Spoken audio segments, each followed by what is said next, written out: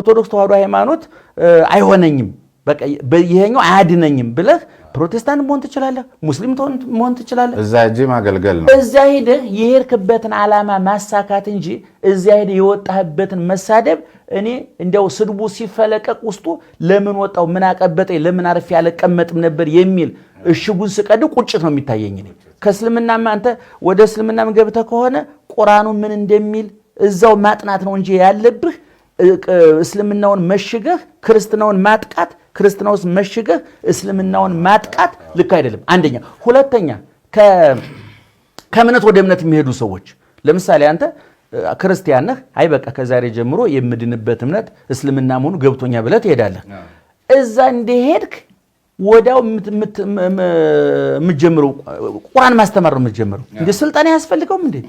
መመሪያ ያስፈልገውም እንዴ ከኦርቶዶክስ ተዋህዶ ቤተክርስቲያን ወጥተህ ሌላ እምነት ስትገባ የገባህበትን እምነት ስልጣን አይሰጥም ወይ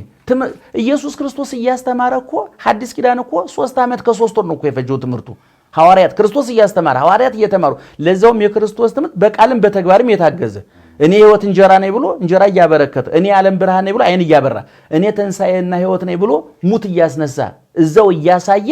በተግባር እንኳን ቃሉን በተግባር ያሳየ እንኳን በቃልና በተግባር የታገዘ ትምህርት እየሰጠ 3 ዓመት ነው የፈጀው ዛሬ ከአንዱ እምነት ወደ አንዱ እምነት የሚሄዱ ሰዎች እዚህ ያለውን እምነት በመሳደብ